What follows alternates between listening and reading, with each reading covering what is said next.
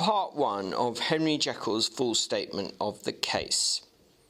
I was born in the year 18 to a large fortune, endowed besides with excellent parts, inclined by nature to industry, fond of the respect of wise and good among my fellow men, and thus, as might have been supposed, with every guarantee of an honourable and distinguished future. And indeed, the worst of my faults was a certain impatient gaiety of disposition, such as has made the happiness of many, but such as I found it hard to reconcile with my imperious desire to carry my head high, and to wear a more than commonly grave countenance before the public. Hence it came about that I concealed my pleasures, and that when I reached years of reflection and began to look around me and take stock of my progress and position in the world, I stood already committed to a profound duplicity of life. This opening is quite important. It says that really Henry Jekyll was duplicitous, in other words, two-faced. From a very early age, he had pleasures, but he wants to hold his head high in society. So in other words, he wants to hide his true pleasures. Many a man would have even blazoned such irregularities as I was guilty of, but from the high views that I'd set before me, I regarded and hid them with an almost morbid sense of shame. It was thus rather the exacting nature of my aspirations than any particular degradation in my faults that made me what I was, and, with an even deeper trench than in the majority of men, severed in me those provinces of good and ill which divide and compound man's dual nature. In this case, I was driven to reflect deeply and inveterately on that hard law of life which lies at the root of religion, and is one of the most plentiful springs of distress. Though so profound a double-dealer, I was in no sense a hypocrite. Both sides of me were in dead earnest. I was no more myself when I laid aside restraint and plunged in shame, than when I laboured in the eye of the day at the furtherance of knowledge or the relief of sorrow and suffering. And it chanced that the direction of my scientific studies, which led wholly towards mystic and the transcendental, reacted and shed a strong light upon this consciousness of the perennial war among my members. With every day, and from both sides of my intelligence, the moral and the intellectual, I thus drew steadily nearer to that truth by whose partial discovery I have been doomed to such a dreadful shipwreck, that man is not truly one, but truly two. I say two, because the state of my own knowledge does not pass beyond that point. Others will follow, others will outstrip me on the same lines, and I hazard the guess that man will ultimately be known for a mere polity of multifarious and incongruous and independent denizens. I, for my part, from the nature of my life, advance infallibly in one direction, and in one direction only. It was on the moral side, and in my own person, that I learned to recognise the thorough and primitive duality of man. I saw that, of the two natures that contended in the field of my consciousness, even if I could rightly be said to be either, it was only because I was radically both. And from an early date, even before the course of my scientific discoveries had begun to suggest the most naked possibility of such a miracle, I had learned to dwell with pleasure, as a beloved daydream, on the thought of the separations of these elements. If each, I told myself, could be housed in separate identities, life would be relieved of all that was unbearable. The unjust might go his way, delivered from the aspirations and remorse of his more upright twin, and the just could walk steadfastly and securely on his upward path, doing the good things in which he found his pleasure, and no longer exposed to the disgrace and penitence by the hands of this extraneous evil. It was the curse of mankind that these incongruous faggots were thus bound together, that in the agonized womb of consciousness these polar twins should be continuously struggling. How, then, were they dissociated? I was so far in my reflections when, as I said, a sidelight began to shine upon the subject from the laboratory table. I began to perceive more deeply than it has ever been stated the trembling immateriality, the mist-like transience of this seemingly so solid body in which we walk attired. Certain agents I have found to have power to shake and to pluck back that fleshly vestment, even as a wind might toss the curtains of a pavilion. For two good reasons, I will not enter deeply into the scientific branch of my confession. First, because I have been made to learn that the doom and burden of our life is bound forever on man's shoulders, and when attempt is made to cast it off, it but returns upon us with more unfamiliar and more awful pressure. Second, because, as my narrative will make, alas, I too evident, my discoveries were incomplete. Enough, then, that I not only recognise my natural body for the mere aura and effulgence of a certain of the powers that made up my spirit, but managed to compound a drug by which these powers should be dethroned from their supremacy, and a second form and countenance substituted, none the less natural to me because they were the expression and bore the stamp of lower elements in my soul. I hesitated long before I put this theory to the test of practice. I knew well that I risked death, for any drug that so potently controlled and shook the very fortress of identity might, by the least scruple of overdose, or at the least inopportunity in the moment of exhibition, utterly blot out that immaterial tabernacle which I looked to it to change. But the temptation of a discovery so singular and profound at last overcame the suggestions of alarm. I had long since prepared my tincture. I purchased at once, from a firm of wholesale chemists, a large quantity of particular salt, which I knew from my experiments to be the last ingredient required. And then, one accursed night, I compounded the elements, watched them boil and smoke together in the glass, and when the ebullition had subsided, with a strong glow of courage, drank off the potion. The most racking pangs succeeded, a grinding in the bones, deadly nausea, and a horror of spirit that cannot be exceeded at the hour of birth or death. Then these agonies began swiftly to subside, and I came to myself as if out of a great sickness. There was something strange in my sensations, something indescribably new, and from its very novelty incredibly sweet. I felt younger, lighter, happier in body.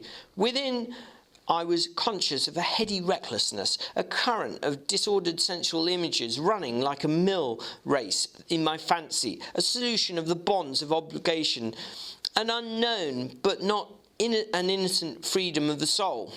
I knew myself, at the first breath of this new life, to be more wicked, tenfold more wicked, sold a slave to my original evil, and the thought in that moment braced and delighted me like wine. I stretched out my hands, exalted in the freshness of these sensations, and in the act, I was suddenly aware that I had lost in stature. There was no mirror at that date in my room. That which stands beside me as I write was brought there later on, and for the very purpose of those transformations.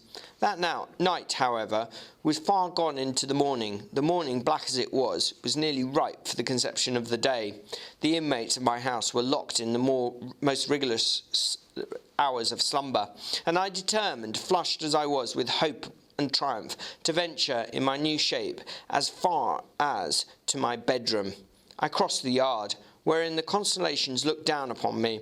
I could have thought with wonder, the first creature of that sort, that their unsleeping vigilance had yet disclosed to them. I stole through the corridors, a stranger in my house. Coming to my room, I saw for the first time the appearance of Edward Hyde.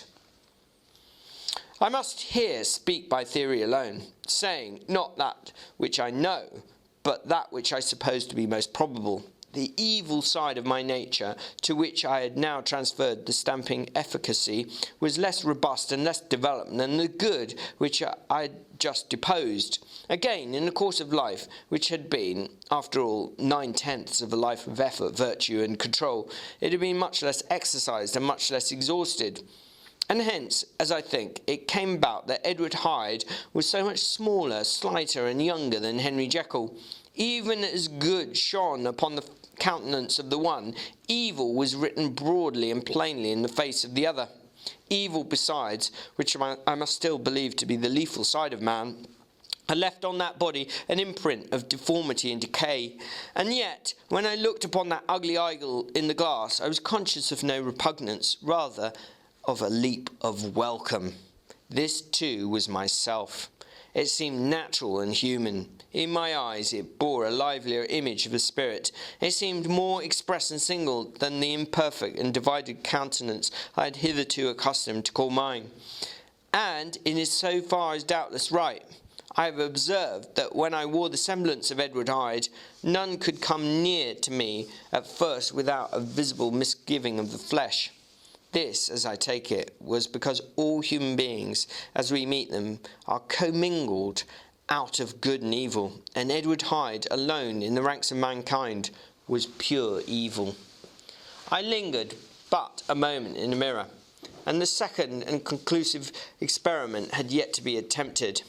It remained to be seen if I could lost my identity beyond redemption and must flee before daylight from that house that was no longer mine. And hurrying back to my cabinet, I once more prepared and drank the cup, once more suffered the pangs of dissolution, and came to myself once more with the character, the stature, and the face of Henry Jekyll.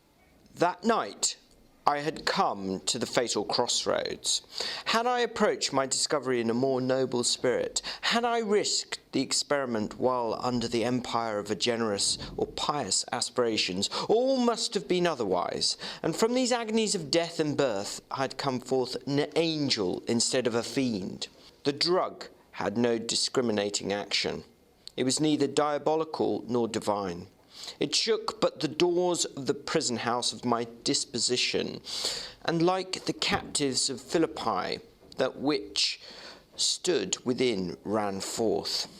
At that time my virtue slumbered, my evil, kept awake by ambition, was alert and swift to seize the occasion, and the thing that was projected was Edward Hyde. Hence, although I had now two characters as well as two appearances, one was wholly evil, and the other was still the old Henry Jekyll, that incongruous compound of whose reformation and improvement I had already learned to despair. The movement was thus wholly toward the worse. Even at that time, I had not yet conquered my aversion to the dryness of a life of study. I would still be merrily disposed at times, and as my pleasures were, to say the least, undignified, and I was not only well known and highly considered, but growing towards the elderly man, this incoherency of my life was daily growing more unwelcome. It was on this side that my new power tempted me until I fell in slavery. I had but to drink the cup, to doff at once the body of the noted professor, and to assume, like a thick cloak, that of Edward Hyde. I smiled at the notion. It seemed to me at the time to be humorous, and I made my preparations with the most studious care. I took and furnished that house in Soho to which Hyde was tracked by the police, and engaged as housekeeper a creature whom I well knew to be silent and unscrupulous. On the other side, I announced to my servants that a Mr. Edward Hyde, whom I had described, was to have full liberty and power about my house in the square. And, to parry mishaps, I called and made myself a familiar object in my second character. I next drew up that will to which you so much objected, so that if anything befell me in the person of Dr. Jekyll, I could enter on that of Edward Hyde without pecuniary loss. And thus fortified, as I suppose, on every side, I began to profit by the strange immunities of my position. I think this last page, page 45 and the beginning of 46, is important. It's not that engaging as a piece of writing, but it shows us the workings of Dr. Jekyll's mind, in the sense that he's very carefully and rationally worked out how he can become Edward Hyde. And it's very clear that Edward Hyde is Dr. Jekyll. It's just what was buried in him all the time. So it's not a different person. The potion hasn't made him a different person. It's just brought out a person that was already within him. Men have before hired bravos to transact their crimes, while their own person and reputation sat under shelter. I was the first that ever did so for his pleasures. I was the first that could thus plod in the public eye with a load of genial respectability, and in a moment, like a schoolboy, strip off these lendings and spring headlong into the sea of liberty. But for me, in my impenetrable mantle, the safety was complete. Think of it! I did not exist. Let me but escape into my laboratory door, give me but a second or two to mix and swallow the draught that had always been standing ready, and whatever he had done, Edward Hyde would pass away like a stain of breath upon a mirror. And there in his stead, quietly at home, trimming the midnight lamp in his study, a man who could afford to laugh at suspicion would be Henry Jekyll. The pleasures which I made haste to seek in my disguise were, as I have said, undignified. I would scarce use a harder term. But in the hands of Edward Hyde, they soon began to turn towards the monstrous. When I would come back from these excursions, I was often plunged into a kind of wonder at my vicarious depravity. This familiar that I had called out of my own soul, a familiar is a kind of witch's spirit, and sent forth alone to do his good pleasure, was a being inherently malign and villainous. Malign meaning evil, villainous, evil too. His every act and thought centred on self, so he's totally selfish. Drinking pleasure with bestial avidity from any degree of torture to another. It's bestial meaning beast-like or like animal-like, and avidity meaning greediness. From any degree of torture to another, relentless like a man of stone. Henry Jekyll stood at times aghast before the acts of Edward Hyde, but the situation was apart from ordinary laws, and insidiously relaxed the grasp of conscience. It was Hyde, after all, and Hyde alone, that was guilty. Jekyll was no worse. He woke again to his good qualities, seemingly unimpaired. He would even make haste, where it was possible, to undo the evil by Hyde, and thus his conscience slumbered. Into the details of the infamy at which I thus connived, for even now I can scarce grant that I committed it, I have no design of entering. I mean but to point out the warnings and the successive steps with which my chastisement approached. I met with one accident which, as it brought on no consequence, I shall no more than mention. An act of cruelty to a child aroused against me the anger of a passer-by, whom I recognised the other day in the person of your kinsman. The doctor and the child's family joined him. There were moments when I feared for my life, and at last, in order to pacify their too just resentment, Edward Hyde had to bring them to the door and pay them a cheque drawn in the name of Henry Jekyll. Remember, when you look at this passage, look back to the very beginning of the book, chapter 1, and see the difference in description. Here, Jekyll doesn't seem to have very much remorse about what he's done.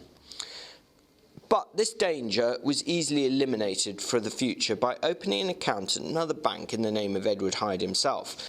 And when, by sloping my own hand backwards, I had supplied my double with a signature, I thought I sat beyond the reach of fate. Some 2 months before the murder of Sir Danvers, I had been out for one of my ventures, had returned at a late hour, and woke the next day in bed with somewhat odd sensations.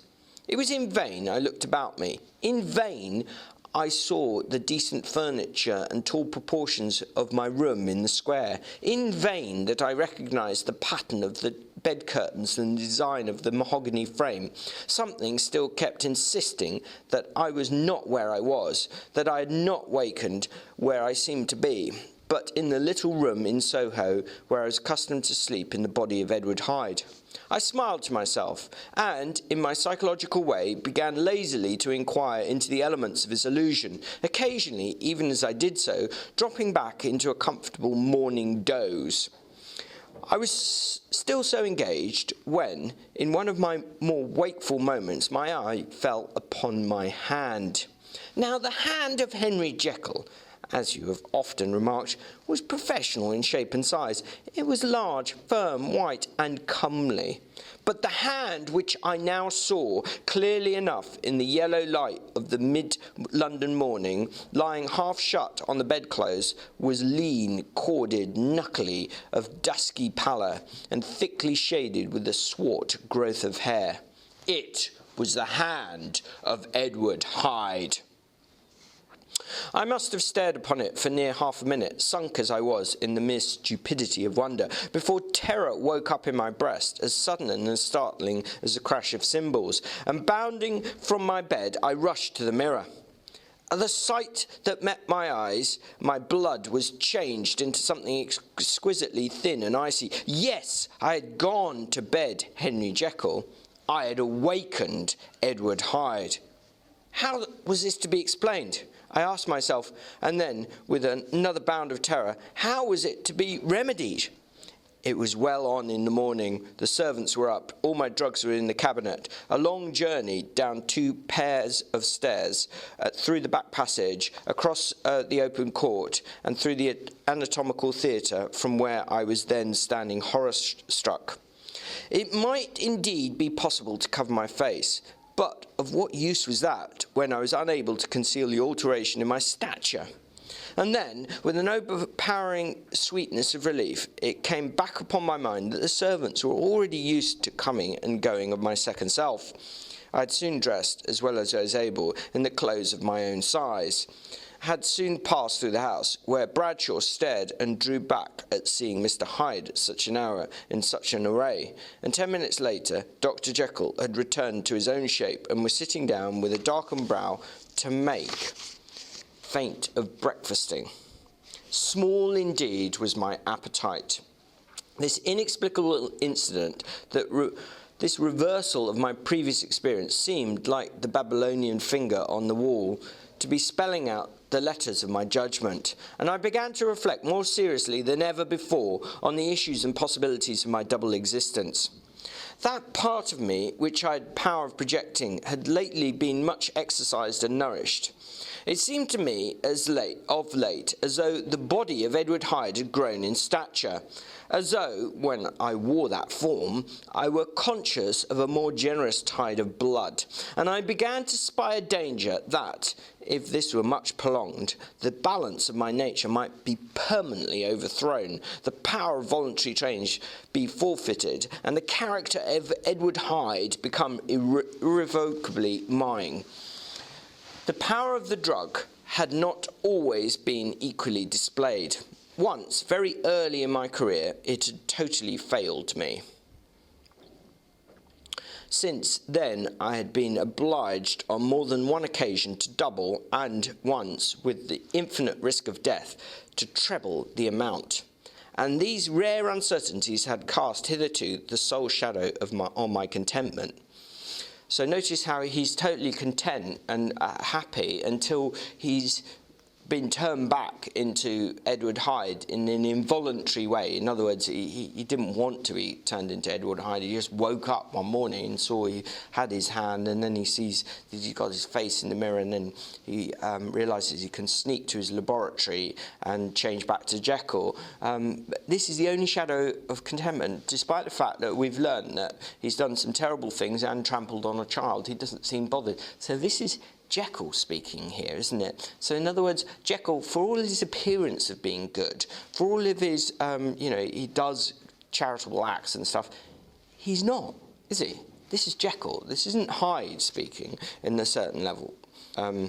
Now, however, in the light of that morning's accident, I was led to remark that whereas in the beginning the difficulty had been to throw off the body of Jekyll, it had of late gradually but decidedly transferred itself to the other side. All things therefore seemed to point to this, that I was slowly losing hold of my original and better self, and becoming slowly incorporated with my second and worse. So slowly what's happening is he's becoming Edward Hyde, and there's nothing he can do about it. Between these two, now felt I had to choose. My two natures had memory in common, but all other faculties were most unequally shared between them. Jekyll, whose composite, now with the most sensitive apprehensions, now with a greedy gusto, projected and shared in the pleasures and adventures of Hyde. But Hyde was indifferent to Jekyll, but remembered him as the mountain bandit remembers the cavern in which he conceals himself from pursuit. Jekyll had more than a father's interest. Hyde had more than a son's indifference. To cast in my lot with Jekyll was to die to those appetites which I had long secretly indulged and had of late begun to pamper. To cast it in with Hyde was to die to 1,000 interests and aspirations, and to become, at a blow and forever, despised and friendless. The bargain might appear unequal, but there was still another consideration in the scales, for while Jekyll would suffer smartingly in the fires of abstinence, Hyde would not even be conscious of all that he had lost. Strange as my circumstances were, the terms of this debate are as old and commonplace as man. Much the same inducements and alarms cast the die for any tempted and trembling sinner, and it fell out with me, as it falls out with so vast a majority of my fellows, that I chose a better part and was found wanting in the strength to keep it. So he decides that he's going to permanently become Jekyll, but he finds that he doesn't have the strength to stay as Jekyll. Yes, I preferred the elderly and discontented doctor, surrounded by friends and cherishing honest hopes, and bade a resolute farewell to the liberty, the comparative youth, the light step, leaping pulses, and secret pleasures that I enjoyed in the disguise of Hyde. I made this choice, perhaps with some unconscious reservation, for I neither gave up the house in Soho, nor destroyed the clothes of Edward Hyde, which still lay ready in my cabinet. For 2 months, however, I was true to my determination. For 2 months I led a life of such severity as I had never before attained to, and enjoyed the compensations of approving conscience. But time began at last to obliterate the freshness of my alarm. The praises of conscience began to grow into a thing of course. I began to be tortured with throes and longings, as of Hyde struggling after freedom, and at last, in an hour of moral weakness, I once again compounded and swallowed the transforming draught. I do not suppose that when a drunkard reasons with himself upon his vice, he is once out of 500 times affected by the dangers that he runs through his brutish physical insensibility. Neither had I, as long as I had considered my position, made enough allowance for the complete moral insensibility and insensate readiness to evil which were the leading characters of Edward Hyde. Yet it was by these that I was punished. My devil had long been caged. He came out roaring. I was conscious, even when I took the draught, of a more unbridled, a more furious propensity to ill. So he stopped taking the drug for a while, for a few months, and we've learnt about this earlier on. We can figure out, he's seen friends, and then he takes the drug again, and it really is much stronger. It acts much more strongly on him. He's got a much stronger desire to do evil. So the book sort of coming up with an idea of repression, that because he held back his desires and his natural inclination to do evil, as it were, because he held it back, it comes out more strongly when he does let it out. I was conscious, even when I took the draught, of a more unbridled, a more furious propensity to ill.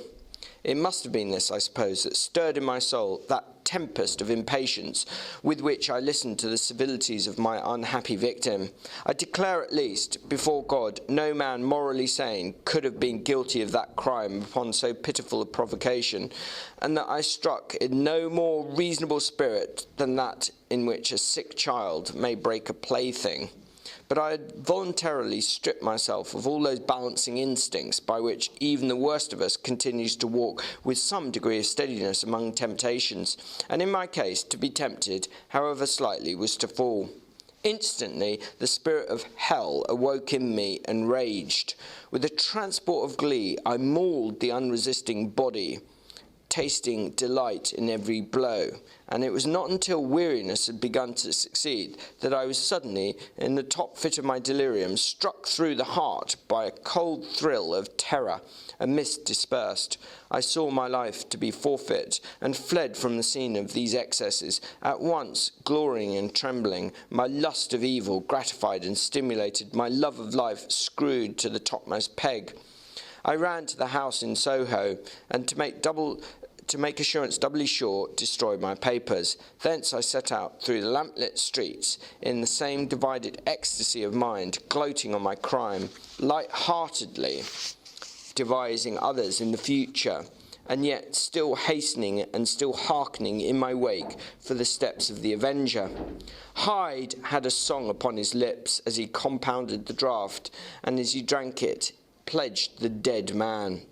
The pangs of transformation had not done tearing him before Henry Jekyll, with streaming tears of gratitude and remorse, had fallen upon his knees and lifted his clasped hands to God.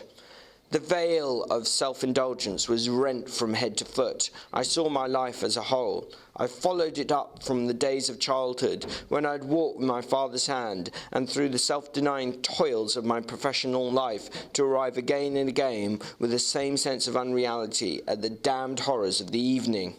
I could have screamed aloud. I sought with tears and prayers to smother down the crowd of hideous images and sounds with which my memory swarmed against me, and still, between the petitions, the ugly face of my iniquity stared into my soul. As the acuteness of this remorse began to die away, it was succeeded by a sense of joy. The problem of my conduct was solved. Hyde was thenceforth impossible. Whether I would or not, I was now confined to the better part of my existence, and oh, how I rejoiced to think it. With what willing humility I embraced anew the restrictions of natural life. With what sincere renunciation I locked the door by which I had so often gone and come, and ground the key under my heel. So he's murdered Danvers Carew, hasn't he? But he doesn't mention his name, doesn't give the specifics in his account, but we know them from the previous account, from the maid and Utterson's account of what happened. Notice how really he's just pleased to get away with it. He says he has remorse, but he's also very grateful that he's murdered someone and he knows he won't be caught. The next day came the news that the murder had been overlooked, and that the guilt of Hyde was patent to the world, and that the victim was a man high in public estimation. It was not only a crime, it had been a tragic folly. I think I was glad to know it. I think I was glad to have my better impulses thus buttressed and guarded by the terrors of the scaffold. Jekyll was now my city of refuge. Let but Hyde peep out an instant, and the hands of all men will be raised to take and slay him. I resolved in my future conduct to redeem the past, and I can say with honesty that my resolve was fruitful of some good. You know yourself how earnestly in the last months of the last year I laboured to relieve suffering. You know that much was done for others, and that the days passed quietly, almost happily for myself. Nor can I truly say that I wearied of this beneficent and innocent life. I think instead that I daily enjoyed it more completely, but I was still cursed with my duality of purpose, and as the first edge of my penitence wore off, the lower side of me, so long indulged, so recently chained down, began to growl for license. Not that I dreamed of resuscitating Hyde. The bare idea of that would startle me to frenzy. No, it was in my own person that I once more tempted to trifle with my conscience, and it was as an ordinary secret sinner that I at last fell before the assaults of temptation. There comes an end to things. The most capacious nature is filled at last. And this brief condensation to my evil finally destroyed the balance of my soul. and yet I was not alarmed. The fall seemed natural, like a return to the old days before I made my discovery. It was a fine, clear January day, wet underfoot where the frost had melted, but cloudless overhead, and the Regent's Park was full of winter chirrupings and sweet with spring odours. I sat in the sun on a bench, the animal within me licking the chops of memory, the spiritual side a little drowsed, promising subsequent penitence, but not yet moved to begin. After all, I reflected, I was like my neighbours, and then I smiled, comparing myself with other men, comparing my active goodwill with the lazy cruelty of their neglect. And at that very moment of that vainglorious thought, a qualm came over me, a horrid nausea and the most deadly shuddering. These passed away and left me faint, and then, as its turn, the faintness subsided. These passed away and left me faint, and then, as in its turn the faintness subsided, I began to be aware of a change in the temper of my thoughts, a greater boldness, a contempt of danger, a solution of the bonds of obligation. I looked down. My clothes hung formlessly on my shrunken limbs. The hand that lay on my knee was corded and hairy. I was once more Edward Hyde. A moment before, I had been safe in all men's respect, wealthy, beloved, the cloth laying for me in the dining room at home. And now I was the common quarry of mankind, hunted, houseless, and no murderer, thralled to the gallows. My reason wavered, but it did not fail me utterly. I have more than once observed that in my second character, my faculties seemed sharpened to a point, and my spirits more tensely elastic. Thus it came about that, where Jekyll perhaps might have succumbed, Hyde rose to the importance of the moment. My drugs were in one of the presses of my cabinet. How was I to reach them? That was a problem that, crushing my temples in my hands, I set myself to solve. The laboratory door I had closed. If I sought to enter by the house, my own servants would consign me to the gallows. I saw I must employ another hand, and thought of Lanyon. How was he to be reached? How persuaded? Supposing that I escaped capture in the streets, how was I to make my way into his presence? And how should I, an unknown and displeasing visitor, prevail on the famous physician to rifle the study of his colleague, Dr. Jekyll? Then I remembered that of my original character. One part remained to me. I could write in my own hand. And once I'd conceived that kindling spirit, the way that I must follow became lighted up from end to end. Thereupon I arranged my clothes as best I could, summoning a passing hansom, drove to a hotel in Portland Street, the name of which I chanced to remember. At my appearance, which was indeed comical enough, however tragic a fate these garments covered, the driver could not conceal his mirth. I gnashed my teeth upon him with a gust of devilish fury, and the smile withered from his face. Happily for him, and more happily for myself, for in another instance I had certainly dragged him from his perch. At the inn, as I entered, I looked about me with so black a countenance as made the attendants tremble. Not a look did they exchange in my presence, but obsequiously took my orders, led me to a private room, and brought me wherewithal to write. Hyde, in danger of his life, was a creature new to me, shaken with inordinate anger, strung to the pitch of murder, lusting to inflict pain.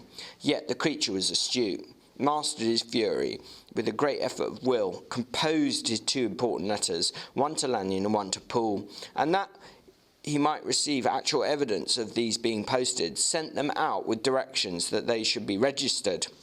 Thenceforward he sat all day over the fire in the private room, gnawing his nails. There he dined, sitting alone with his fears, the waiter visibly quailing before his eye. And thence, when the night was fully come, he set forth in the corner of a closed cab, and was driven to and fro about the streets of the city. He, I say, I cannot say I. That child of hell had nothing human, nothing lived in him but fear and hatred.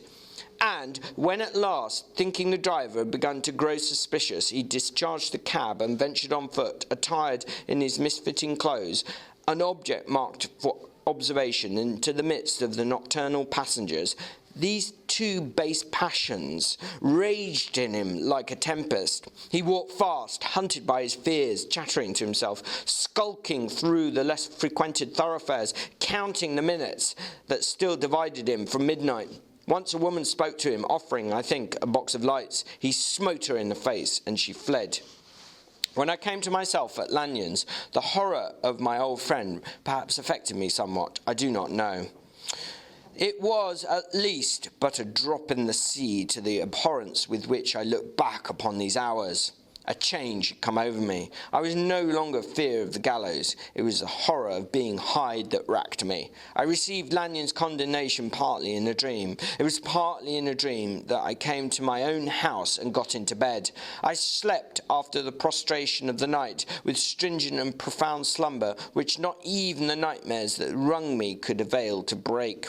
I awoke in the morning shaken, weakened, but refreshed. I still hated and feared the thought of the brute that slept within me.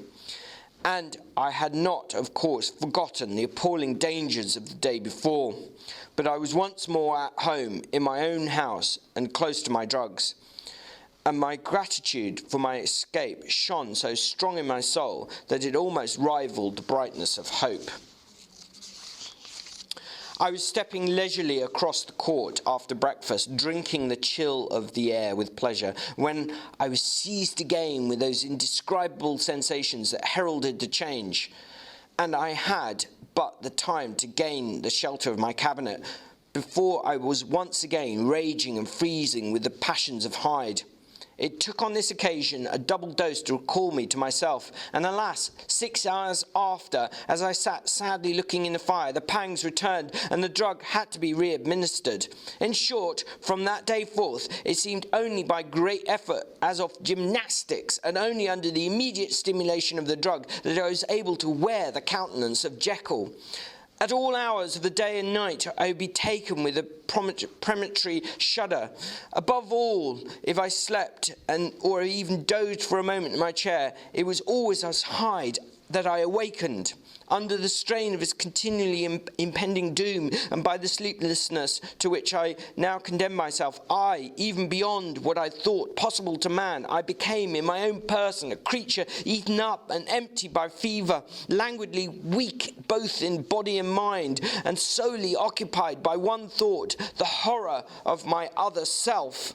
But when I slept, or when the virtue of the medicine wore off, I would leap almost without transition, for the pangs of transformation grew daily less marked, into the possession of a fancy brimming with images of terror, a soul boiling with causeless hatreds, and a body that seemed not strong enough to contain the raging energies of life. The powers of Hyde seemed to have grown with the sickliness of Jekyll, and a certain hate that now divided them was equal on each side. With Jekyll, it was a thing of vital instinct.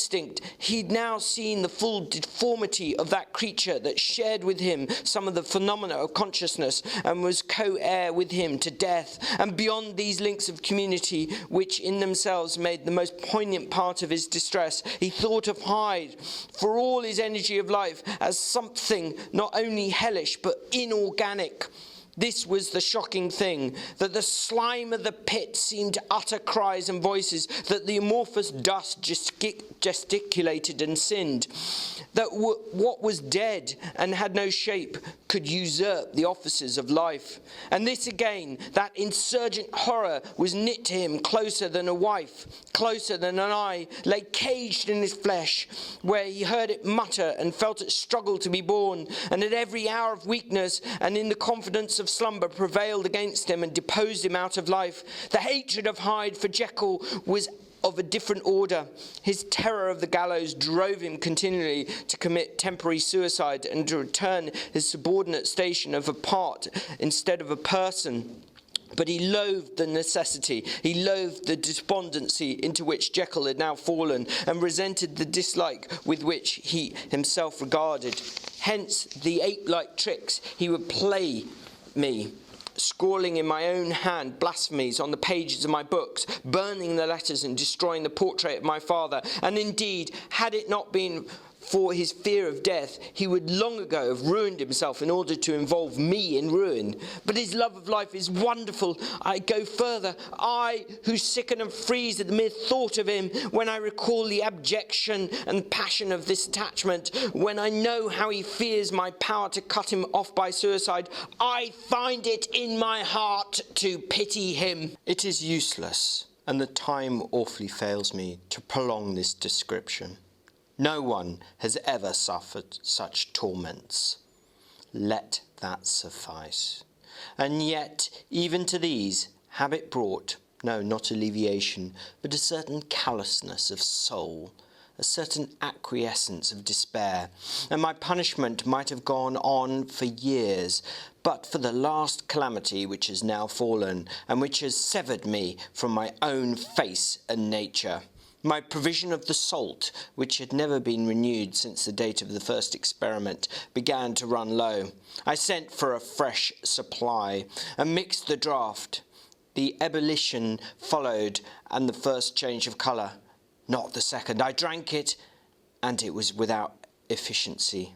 You will learn from Poole how I have had London ransacked. It was in vain, and I am now persuaded that my first supply was impure, and that it was that unknown impurity which lent efficacy to the draught. About a week has passed, and I am now finished this statement under the influence of the last of the old powders. This, then, is the last time, short of a miracle, that Henry Jekyll can think his own thoughts or see his own face. Now, how sadly altered in the glass. Nor must I delay too long to bring my writing to an end, for if my narrative has hitherto escaped destruction, it has been by a combination of great prudence and great good luck. Should the throes of change take me in the act of writing it, Hyde will tear it in pieces, but if some time shall have elapsed after I have laid it by, his wonderful selfishness and circumscription to the moment will probably save it once again from the action of his ape-like spite. And indeed, the doom that is now closing on us both has already changed and crushed him. Half an hour from now, when I shall again and forever re-endue that hated personality, I know how I shall sit shuddering and weeping in my chair, or continue with the most strained and fear-struck ecstasy of listening to pace up and down this room, my last earthly refuge, and give ear to every sound of menace. Will Hyde die upon the scaffold?